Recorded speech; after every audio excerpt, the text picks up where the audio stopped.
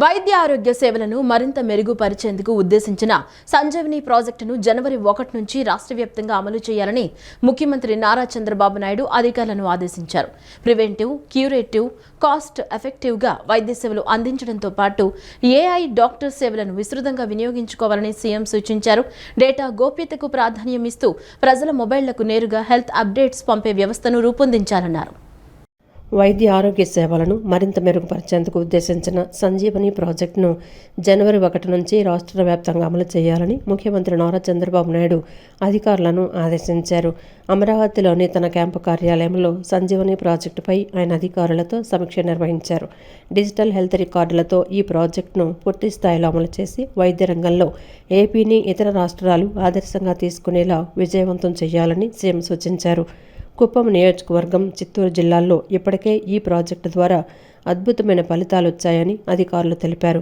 ముఖ్యంగా చిత్తూరులో hyper tension కేసులు 56% నియంత్రణలోకి రాగా డయాబెటీస్ కేసుల తీవ్రత 16% తగ్గినట్లు వెల్లడించారు.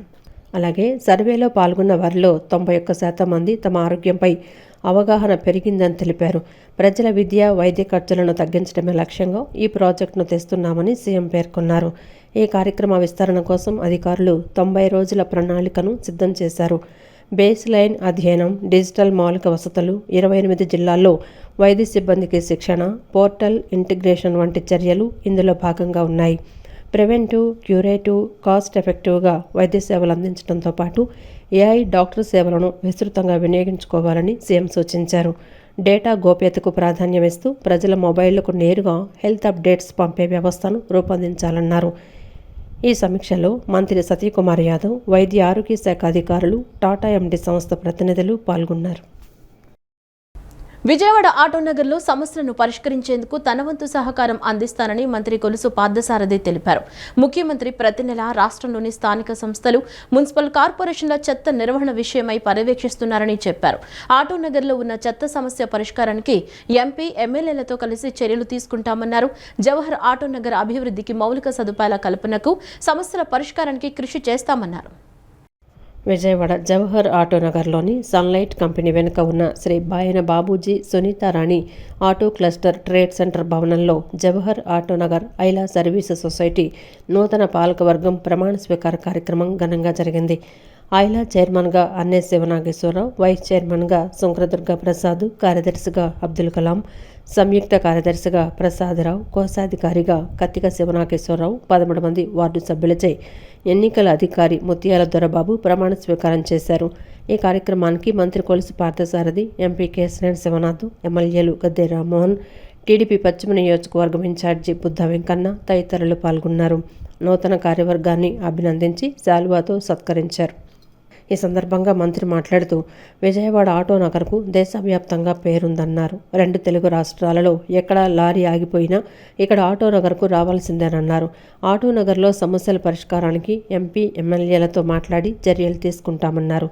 గత ప్రభుత్వం నుండి ఈ ప్రభుత్వానికి సుమారు 80 లక్షల టన్నుల చెత్త వారసత్వంగా వచ్చిందని, ప్రస్తుతం దానిని క్లీన్ చేసే ప్రక్రియ కొనసాగుతోందన్నారు. ఈ చెత్తను విద్యుత్ ఉత్పత్తి కేంద్రాలకు తరలిస్తున్నారన్నారు. ప్రత్యేకించి ఆటోనగర్ సమస్యపై అందరితో కలిసి చర్చించి పరిష్కరిస్తామన్నారు. అనంతరం ఎంపీ కేశినేని శివనాథ్, ఎమ్మెల్యేలు మాట్లాడుతూ సుమారు 1,00,000 మంది కార్మికులు నివసించే ఈ ప్రాంతంలో ఐలా చాలా ప్రముఖ పాత్ర పోషిస్తూ ఉంటుందన్నారు. గత ఐలా కమిటీ సభ్యుల ఆధ్వర్యంలో ఆటోనగర్లో ఎన్నో కార్యక్రమాలు జరిగాయన్నారు. గత 2 సంవత్సరాల నుంచి ఐలా ఎలక్షన్స్ పెట్టాలని చెప్పి అధికారంలోకి వచ్చాక ప్రతినిత్యం పోరాటం జరిగిందన్నారు.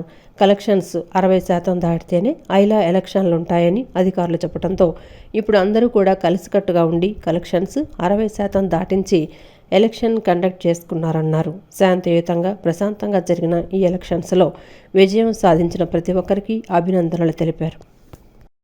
ప్రతి ఒక్కరికి కూడా డెస్టినేషన్ ఆటోనగర్ విజయవాడ లాగా ఉండేది. అంత పేరెన్నిక కన్నా ఆటోనగర్ ఇదని చెప్పేసి మనం చేస్తాం. మరి ఇప్పుడు వస్తున్న కాలానుగుణంగా అనేక మార్పులు అభివృద్ధి చెందినాయి. మరి దీనికి ఇక్కడ ప్రధాన సమస్య నాకు తెలిసి, ఎందుకంటే ఈ ప్రాంతంలో నేను కూడా శాసనసభ్యులు చేశాను కాబట్టి, త్రాగునీటి సమస్య ఒకటి ఎప్పటి నుంచో కూడా ఈ ఆటోనగర్ వేధిస్తూ ఉంది. మరి చాలా సంతోషం, ఎంపీ గారి నిధులతో లేకపోతే ఐలా నిధులతో ప్రభుత్వ సహకారంతో వాటర్ ట్యాంక్ నిర్మాణం పూర్తి చేసుకుంది. త్వరలో ఒక 3-4 నెలల్లో డ్రింకింగ్ వాటర్ పైప్ లైన్స్ ఏదైతే ఉన్నాయో ఆ వాడైపోయిన పైప్ లైన్స్ని మార్చి కొత్త పైప్ లైన్స్ కూడా వేయడానికి మరి తప్పకుండా చర్యలు తీసుకోవాలని చెప్పేసి హైలెవెల్ నేను కోరుతా ఉన్నాను. తప్పకుండా తీసుకుంటారు కూడా. ప్రభుత్వం తరపు నుంచి కానీ కార్పొరేషన్ తరపు నుంచి కానీ ఎటువంటి సహాయ సహకారాలు కావాలన్నా మేమందరం మన ఎంపీలు కానివ్వండి, ఎమ్మెల్యేలు కానివ్వండి, మేమందరం కూడా హైలాకు తోడుగా ఉంటామని చెప్పేసి కూడా నేను మనవి చేస్తూ, కొత్తగా ప్రమాణ స్వీకారం చేసిన కార్యవర్గం అన్ని విధాలుగా విజయవంతం కావాలని, సక్సెస్ కావాలని నేను మనసారా కోరుకుంటూ, గత 2 సంవత్సరాల నుంచి ఐలా ఎలక్షన్ పెట్టాలని చెప్పి అధికారంలోకి వచ్చినాక ప్రతినిత్యం కోరటం జరిగింది. కానీ కలెక్షన్ 60% దాటితేనే ఐలా ఎలక్షన్ ఉంటుందని అధికారులు చెప్పడంతో ఇప్పుడు అందరూ కూడా కలిసికట్టుగా ఉండి కలెక్షన్ని 60% దాటించి ఎలక్షన్ కండక్ట్ చేసుకున్నారు.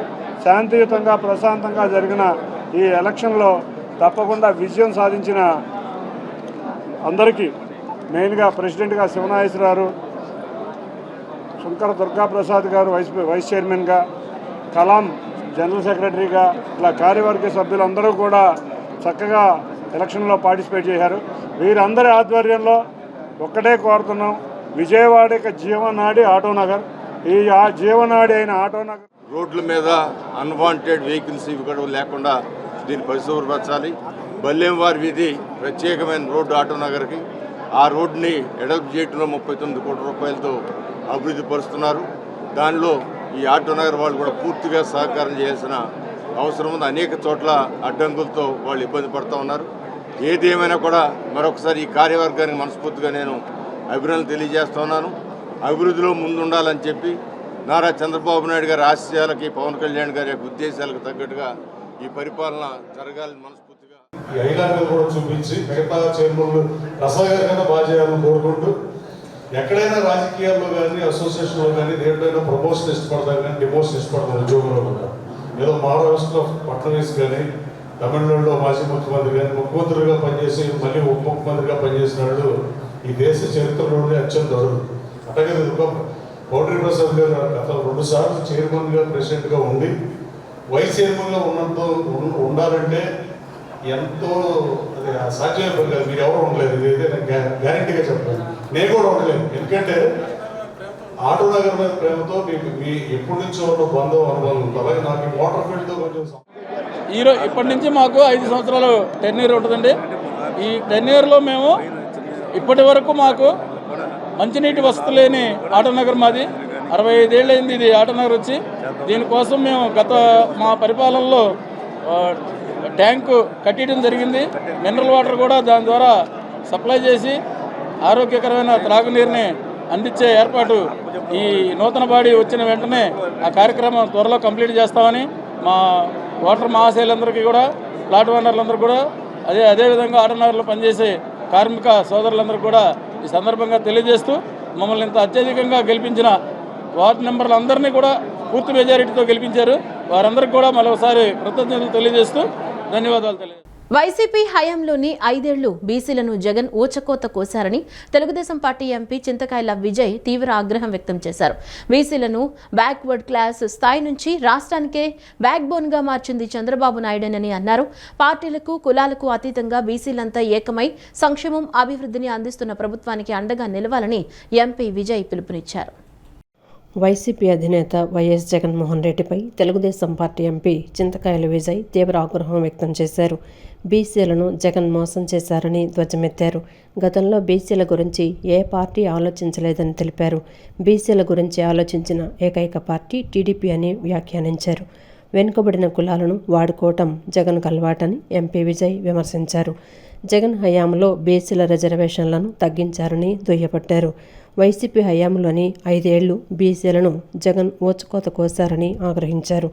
అమర్నాథ్ గౌడను కాల్ చేసిన రోజు జగన్ ఎందుకు స్పందించలేదని ప్రశ్నించారు. ప్రొద్దుటూరులో సుబ్బయ్యను చంపేస్తే ఎందుకు మాట్లాడలేదని నిలదీశారు. ఉత్తరాంధ్రను జగన్ మోసం చేశారని ఎంపీ చింతకాయల విజయ్ ధ్వజమెత్తారు. బడుగు, బలహీన వర్గాల కోసం తెలుగుదేశం పార్టీ పుట్టిందని ఎంపీ విజయ్ పేర్కొన్నారు.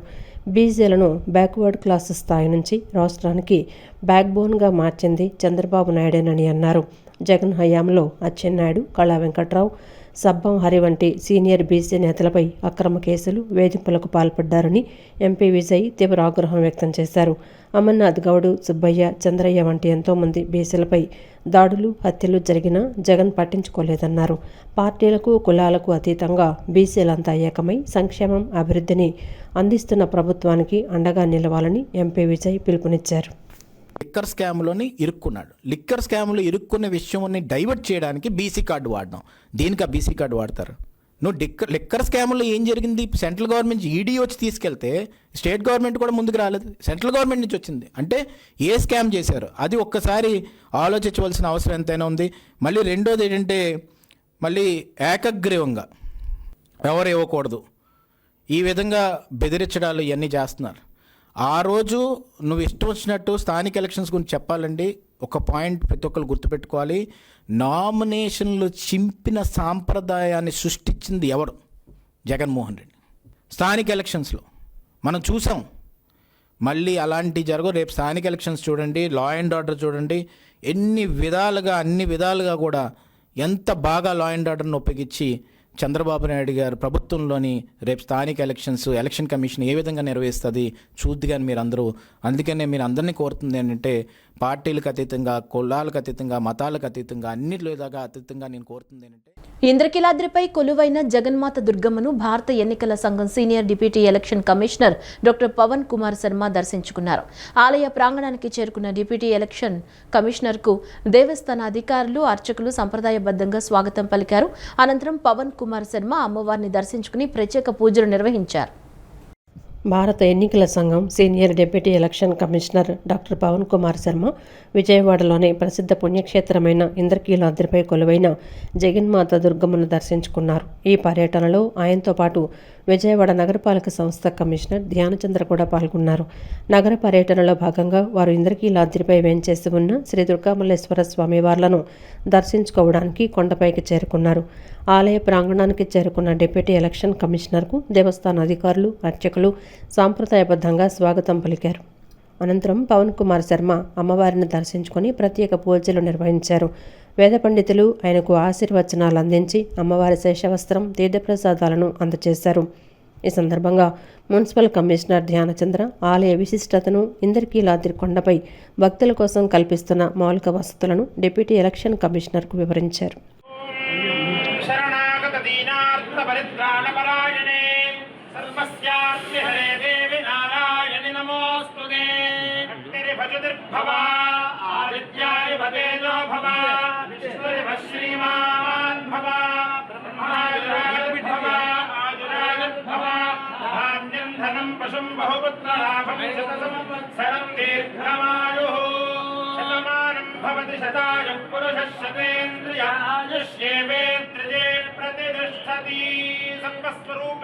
सर्वेशे सर्वशक्ति समन्विते अजेभ्यस्त्राहि नो देवी दुर्गे देवी नमोस्तुते धान्यं धनं पशुं बहुपुत्रलाभं शतसंवत्सरं కూటమి ప్రభుత్వం ప్రజల దీర్ఘకాలిక సమస్యల పరిష్కారానికి పెద్దపీట వేస్తోందని ఎమ్మెల్యే గద్దె రామ్మోహన్ తెలిపారు. తూర్పు నియోజకవర్గంలో దెబ్బతిన్న అండర్ గ్రౌండ్ డ్రైనేజీ వ్యవస్థను బాగు చేసేందుకు కేంద్ర ప్రభుత్వ అమృత్ 2.0 పథకం ద్వారా సుమారు 150 కోట్లు మంజూరు కానున్నట్లు వెల్లడించారు. విజయవాడ తూర్పు నియోజకవర్గం 9వ డివిజన్లోని పటమటలంకలో కోనేరు చెన్నకేశవుల వీధిలో అండర్ గ్రౌండ్ డ్రైనేజీ పనులకు, అన్నపూర్ణ ఎస్టేట్ వద్ద సీసీ రోడ్డు పనులకు స్థానిక ఎమ్మెల్యే గద్దె రామ్మోహన్ శంకుస్థాపన చేశారు. ఈ సందర్భంగా ఆయన మాట్లాడుతూ, కూటమి ప్రభుత్వం ప్రజల దీర్ఘకాలిక సమస్యల పరిష్కారానికి పెద్దపీట వేస్తోందని తెలిపారు. ముఖ్యమంత్రి చంద్రబాబు నాయుడు, డిప్యూటీ సీఎం పవన్ కళ్యాణ్ చొరవతో 35 ఏళ్లుగా అపరిష్కృతంగా ఉన్న ఏపీ ఐఐసి కాలనీ వాసుల స్థలాల సమస్యకు నామినల్ ధరతో పూర్తి హక్కులు కల్పిస్తూ కేబినెట్ నిర్ణయం తీసుకున్నట్లు చెప్పారు. అలాగే తూర్పు నియోజకవర్గంలో దెబ్బతిన్న అండర్ గ్రౌండ్ డ్రైనేజీ వ్యవస్థను బాగు చేసేందుకు కేంద్ర ప్రభుత్వ అమృత్ 2 పథకం ద్వారా సుమారు 150 కోట్లు మంజూరు కానున్నట్లు వెల్లడించారు. స్థానికులందరూ కూడా మరి ప్రభుత్వం, కూటమి ప్రభుత్వం మంచి ప్రభుత్వం, వాళ్ళకి మేలు చేకూర్చిందానికి వాళ్ళు కృతజ్ఞతలు కూడా చెప్పారు. అదేవిధంగా ఇంకా దీర్ఘకాలం సమస్య అండర్ గ్రౌండ్ డ్రైనేజ్. ఇవాళ ఈ పటమట లంకలో చక్కటి రోడ్లు ఉన్న ఈ లంకలో ఇవాళ అండర్ గ్రౌండ్ డ్రైనేజీ రకరకాల ప్రాబ్లం అది ఎప్పుడో 20-25 సంవత్సరాలు నడిచిన అండర్గ్రౌండ్ డ్రైనేజ్ వలన కుంగిపోవటం, కొన్ని ఇళ్లలో అయితే నివాసానికి కూడా ఉండటానికి ఇబ్బందికరమైన పరిస్థితులు ఉన్నాయి. దాని మీద వాళ్ళ అధికారులు సమీక్షించి దానికి కావాల్సిన నిధులు కూడా సమీకరించి దాన్ని రిపేర్ చేయడానికి, అదేవిధంగా రోడ్డు పాడవకుండా ఇమ్మీడియట్గా రీస్టోర్ చేయడానికి కూడా ఇవాళ కలిపి ఎస్టిమేట్స్ వేయడం జరిగింది. అవి కూడా తొందరలో పూర్తవుతాయి. మాకున్న ప్రధానమైన సమస్య విజయవాడ తూర్పు నియోజకవర్గంలో అండర్గ్రౌండ్ డ్రైనేజీ చాలా చోట్ల రకరకాల కారణాల వలన స్థానికుల యొక్క తప్పిదాలు కొన్ని ఉండొచ్చు, కొన్నేమో లోన భూమిలో జరిగే మార్పులతో ఇబ్బందికరమైన పరిస్థితులు ఉన్నాయి, కొన్నేమో అన్వాంటెడ్ మెటీరియల్ దాంట్లోకి చేరుకోవడం వలన వచ్చే ఇబ్బందులు ఉన్నాయి. అనంతరం మాజీ కార్పొరేటర్ చెన్నపాటి శిరీష గాంధీ మాట్లాడుతూ కోనేరు చెన్నకేశ్వరరావు వీధిలో గత కొంతకాలంగా అండర్ గ్రౌండ్ డ్రైనేజీ సమస్య తీవ్రంగా ఉందని, మున్సిపల్ అధికారుల సహకారంతో దానిని క్లీన్ చేయించినా శాశ్వత పరిష్కారం దొరకలేదని తెలిపారు. ప్రస్తుతం MLA Gadde Rammohan, municipal commissioner చొరవతో నూతన డ్రైనేజీ పనులు మంజూరు కావడం పట్ల స్థానికుల సమస్య త్వరలోనే తీరుతుందని ఆశాభావం వ్యక్తం చేశారు. 2 సంవత్సరాల నుంచి చిన్నగా ప్రాబ్లం స్టార్ట్ అయింది. ఒక 1 ఇయర్ నుంచి అసలు డ్రైనేజ్ కదలకపోవడం, అది కుంగిపోయిందన్న విషయం తెలుసుకోవడానికి 6 నెలలు పట్టింది. జెట్ ఏసీ మున్సిపాలిటీ వాళ్ళు క్లీన్ చేసి చాలాసార్లు క్లీన్ చేయడం జరిగింది, చాలాసార్లు డబ్ల్యూస్ క్లియర్ చేయడం జరిగింది. అయినా సరే ప్రాబ్లం సాల్వ్ అవ్వలేదు. ఇప్పుడు మున్సిపల్ కమిషనర్ గారు, ఎమ్మెల్యే గారి చొరవతోటి అండర్ గ్రౌండ్ డ్రైనేజ్ శాంక్షన్ అయింది. వీళ్ళ ప్రాబ్లం సాల్వ్ అవుతుందని త్వరలో కోరుకుంటున్నాను. విజయవాడ నగర అభివృద్ధికి 1 టౌన్ పాత శివాలయానికి విడదీయరాని సంబంధం ఉందని విజయవాడ ఎంపీ కేశినేని శివనాథ్ పేర్కొన్నారు. ఈ ఆలయం వెలిసిన తర్వాతే నగరం అభివృద్ధి చెందిందని కొనియాడారు. నూతనంగా ఏకగ్రీవంగా ఎన్నికైన చైర్మన్ దనియగల సుబ్బారావుకు, కమిటీ సభ్యులకు ఆయన శుభాకాంక్షలు తెలిపారు. విజయవాడ పశ్చిమ నియోజకవర్గంలోని ప్రసిద్ధ శ్రీ బ్రహ్మరాంబ మల్లేశ్వర స్వామి వారి దేవస్థానం పాత శివాలయం నూతన ధర్మకర్తల మండలి ప్రమాణ స్వీకార కార్యక్రమం ఘనంగా జరిగింది. ఈ వేడుకకు విజయవాడ ఎంపీ కేశినేని శివనాథ్ చెన్ని ముఖ్య అతిథిగా హాజరయ్యారు. ఈ కార్యక్రమంలో పశ్చిమ నియోజకవర్గ TDP incharge Buddha Venkanna, Noorbasha corporation chairman Nagul Meera, Janasena నాయకులు అమ్మిశెట్టి వాసు, ఎన్టీఆర్ జిల్లా బీజేపీ అధ్యక్షుడు అడ్డూరి శ్రీరామ్ తదితరులు పాల్గొన్నారు. ఈ సందర్భంగా ఎంపీ కేశినేని చిన్ని మాట్లాడుతూ విజయవాడ నగరాభివృద్ధికి ప్రాచీన పాత శివాలయానికి విడదీయరాని సంబంధం ఉందని, ఆ ఆలయం వెలసిన తర్వాతే నగరం అభివృద్ధి చెందిందని కొనియాడారు. నూతనంగా ఏకగ్రీవంగా ఎన్నికైన చైర్మన్ దనియగల సుబ్బారావుకు, కమిటీ సభ్యులకు ఆయన శుభాకాంక్షలు తెలిపారు. రాబోయే పుష్కరాలను దృష్టిలో ఉంచుకొని ఆలయ అభివృద్ధికి ప్రత్యేక నిధులు కేటాయిస్తామని, భక్తులకు మెరుగైన వసతులు కల్పించడంలో ధర్మకర్తల మండలికి అన్ని విధాలా సహకరిస్తామని హామీ ఇచ్చారు. దేవాలయంలో ట్రస్ట్ బోర్డు చైర్మన్, కమిటీ సభ్యులు అందరూ ప్రమాణ స్వీకారం చేయడం, సుబ్బారావు గారిని ఏకగ్రీవంగా కమిటీ చైర్మన్గా ఎన్నుకోవటం, వాళ్ళందరూ కూడా ప్రమాణ స్వీకారం చేసి ఇవాళ నుంచి బాధ్యతలు తీసుకుంటాం చాలా ఆనందంగా ఉంది. తప్పకుండా అత్యంత ప్రాచీనమైన ఈ శివాలయం మరింత అభివృద్ధి చెందాలని, వారి ఆధ్వర్యంలో పనులు జరగాలని కోరుకుంటున్నాం. రేపు రాబోయే పుష్కర సమయాల్లో కూడా ఈ శివాలయానికి ఎంతో కొంత నిధులు వెచ్చించి ఈ శివాలయ అభివృద్ధికి అందరం కలిసి కృషి చేద్దామని తెలియజేసుకుంటూ, ఈ కార్యక్రమంలో పాల్గొన్న అందరికీ, బుద్ధ వెంకన్న గారికి, మీరా గారికి, శ్రీరామ్కి, అమ్మిశెట్టి వాసు గారికి అందరికీ కూడా ధన్యవాదాలు తెలుపుకుంటాం. అనంతరం టీడీపీ పశ్చిమ ఇన్ఛార్జి బుద్ధ వెంకన్న మాట్లాడుతూ రాష్ట్రంలోనే ఇది మొట్టమొదటి శివాలయం కావడంతో దీనికి పాత శివాలయం అని పేరు వచ్చిందని, ఇక్కడ నుంచే విజయవాడ నగర విస్తరణ మొదలైందని తెలిపారు. 72 ఏళ్ల వయసులో ధర్మకర్తల మండలి చైర్మన్గా బాధ్యతలు చేపట్టిన సుబ్బారావు దాతల సహకారంతో ఆలయాన్ని మరింత అభివృద్ధి చేస్తారన్న నమ్మకం ఉందన్నారు. అందుకే తర్వాత ఎన్ని శివాలయాలు వెలిసినా దీని పేరు పాత శివాలయం అంటారు. కాబట్టి ఈ పాత శివాలయానికి చైర్మన్గా మరి దనియగల సుబ్బారావు గారిని వేయడం అనేది చాలా సంతోషం. ఆయన వయసు 72 సంవత్సరాలు. 72 సంవత్సరాల వయసులో ఆయన చేయడం ఈ కార్యక్రమానికి చాలా సంతోషపడుతున్నాం మేము. ఆయన ఎందుకంటే ఈ గుడిని అవసరమైతే 10 మంది డొనేషన్లు తీసుకోనన్నా సరే దీన్ని అభివృద్ధి చేయగల సత్తా ఆయనకుంది. అందులో వచ్చే పుష్కరాలు ఇవన్నిటిని దృష్టిలో పెట్టుకొని సుబ్బారావు గారికి చైర్మన్ బాధ్యతలు ఇవ్వడం, ఆయన్ని కూడా దీన్ని గర్వంగా ఒక ఛాలెంజ్గా తీసుకొని ఈ శివాలయాన్ని డెవలప్ చేశారు. అనంతరం నూతన చైర్మన్ సభ్యులు మాట్లాడుతూ ఆలయ అభివృద్ధికి, భక్తులకు మెరుగైన వసతులు కల్పించడానికి తమ వంతు కృషి చేస్తామని ప్రతిజ్ఞ చేశారు.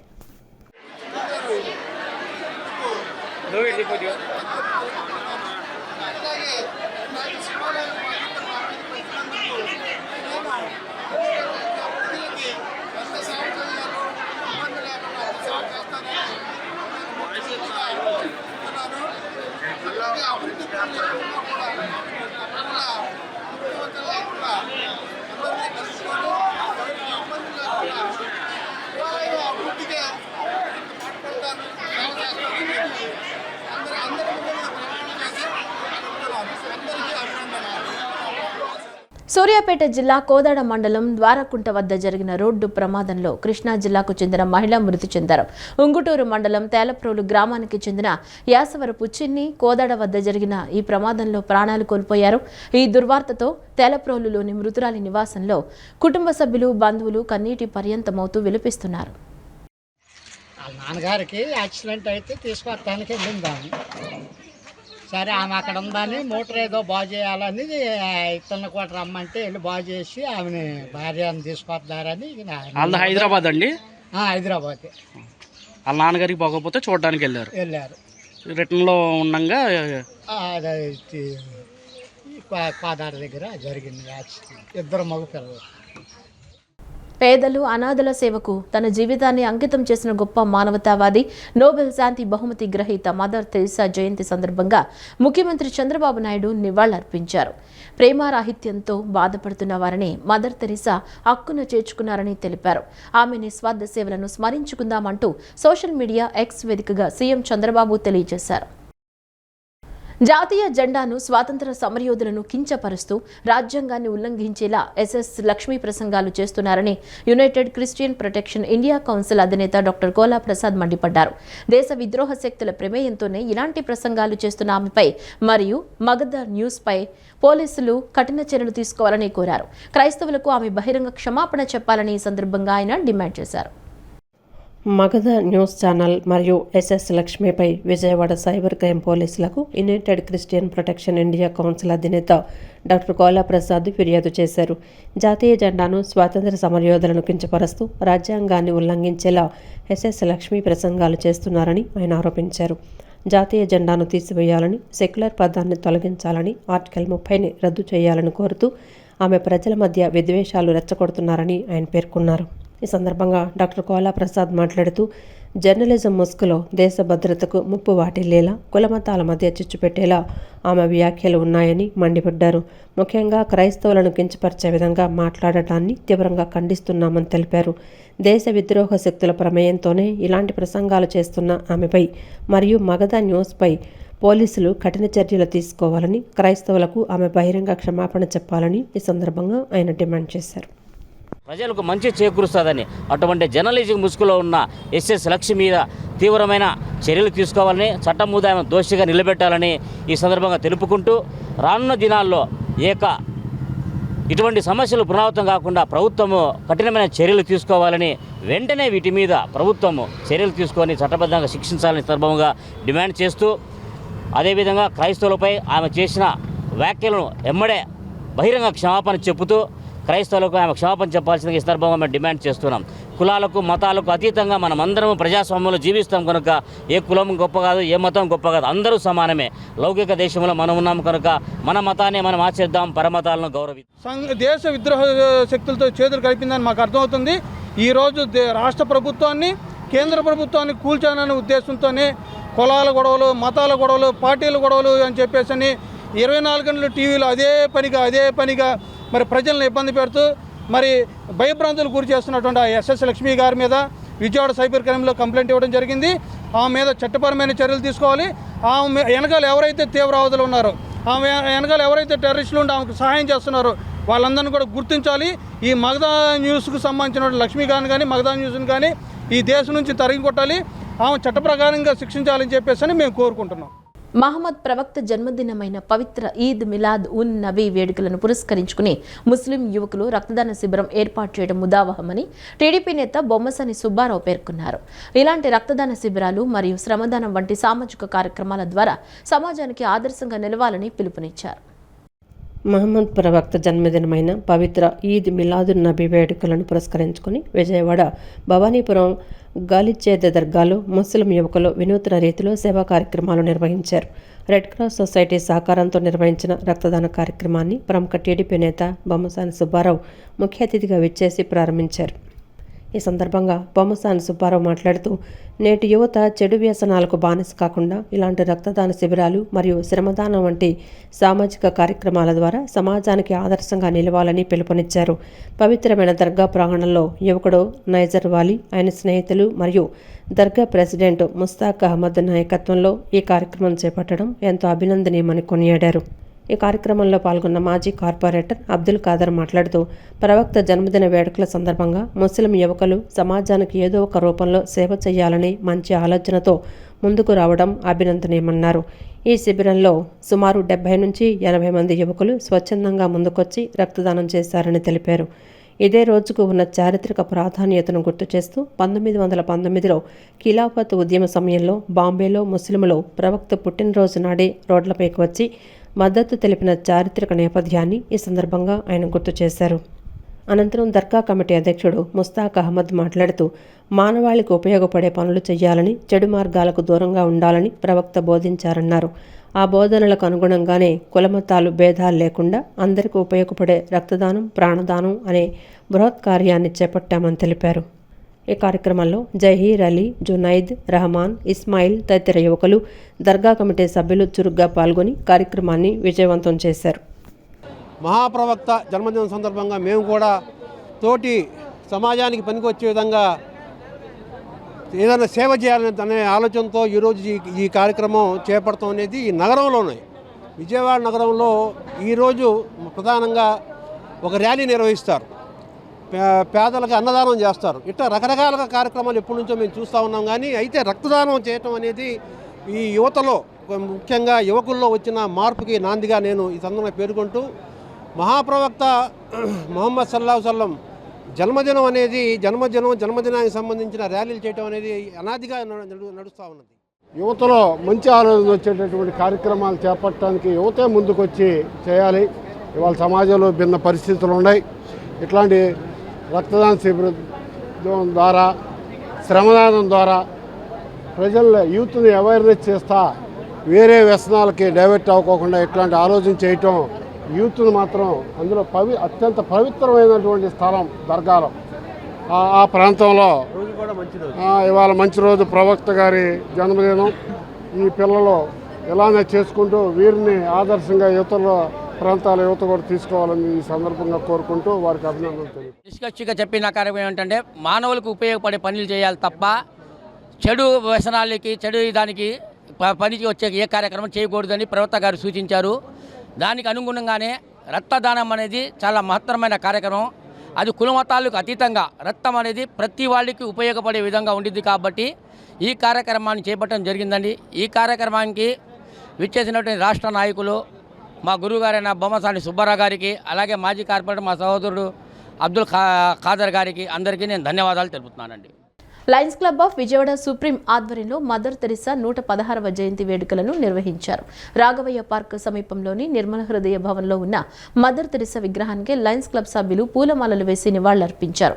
ఈ సందర్భంగా క్లబ్ నినాదం చిన్న సహాయం గొప్ప మార్పుకు అనుగుణంగా అక్కడ నిరుపేదలు, అనాథలకు అల్పాహారం పంపిణీ చేశారు. లయన్స్ జిల్లా 316D కేబినెట్ కార్యదర్శి ఎం రవీంద్ర ముఖ్య అతిథిగా విచ్చేసి స్వయంగా ఆహారాన్ని అందించారు. క్లబ్ ప్రతినిధులు నివాసితులతో సమయం గడిపి వారి యోగక్షేమాలు అడిగి తెలుసుకున్నారు. క్లబ్ అధ్యక్షులు గుట్టిక నాగిరెడ్డి నాయకత్వంలో కార్యదర్శి నాగభూషణం సుంకర, కోశాధికారి నరసింహారావు, జోన్ చైర్పర్సన్ సాంబశివరావు తదితరులు పాల్గొన్నారు. మహమ్మద్ ప్రవక్త జన్మదినం ఈద్ మిలాద్ ఉన్ నబీ సందర్భంగా నందిగామ పట్టణంలో ముస్లింలు భారీ ర్యాలీ నిర్వహించారు. ఈ కార్యక్రమంలో రాష్ట్ర ఉర్దూ అకాడమీ చైర్మన్ ఫారూక్ షుబ్లీ, సూఫీ మత గురువు మహమ్మద్ అల్తాఫ్ రజా తదితరులు పాల్గొని ముస్లింలకు పండుగ శుభాకాంక్షలు తెలిపారు. అనంతరం కొండపల్లి బ్యాంక్ సెంటర్లోని సరాయి ఖానాలో ఆషికానే రసూల్ టీం ఆధ్వర్యంలో రక్తదాన శిబిరాన్ని నిర్వహించారు. ముస్లింలకు అత్యంత ముఖ్యమైన పండుగ మహమ్మద్ ప్రవక్త జన్మదినమైన ఈద్ మిలాదున్ నబీ సందర్భంగా నందిగామ పట్టణంలో ముస్లింలు భారీ ర్యాలీ చేపట్టారు.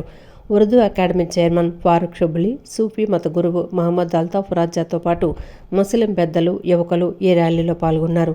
అనంతరం కొండపల్లిలో ముస్లిం యువకులు రక్తదాన శిబిరాన్ని నిర్వహించారు. మిలాదున్ నబీ సందర్భంగా ఆషికానే రసూల్ టీం ఆధ్వర్యంలో కొండపల్లి బ్యాంక్ సెంటర్లోని సరాయి ఖానాలో ఏర్పాటు చేసిన రక్తదాన శిబిరాన్ని రాష్ట్ర ఉర్దూ అకాడమీ చైర్మన్ ఫారూక్ షుబ్లీ, సూఫీ మత గురువులు అల్తాఫ్ బాబా ప్రారంభించారు. ఈ సందర్భంగా ఫారూక్ షుబ్లీ మాట్లాడుతూ దివ్య ఖురాన్లోని సూరా ఆయిల్ మాయిదా వాక్యంలోని పవిత్రమైన సూత్రాలను ఈ సందర్భంగా ప్రస్తావించారు.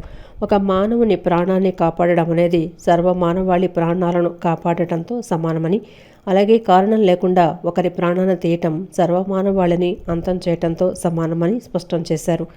అందరికీ ఈద్ మిలాదున్ నబీ శుభాకాంక్షలు తెలిపారు. అనంతరం సూఫీ మత గురువులు అల్తాఫ్ బాబా మాట్లాడుతూ ఆషికానే రసూల్ టీం ఆదర్శంగా తీసుకొని ప్రతి ఒక్కరూ అన్నదానాలు సేవా కార్యక్రమాలు చేయాలని విజ్ఞప్తి చేశారు. పండుగ సందర్భంగా ఆర్భాటాలకు వెళ్లకుండా సమాజానికి ఉపయోగపడే ఒక మంచి సేవా కార్యక్రమం చేయటం ఎంతో అభినందనీయమని ముస్లిం యువకులను అభినందించారు.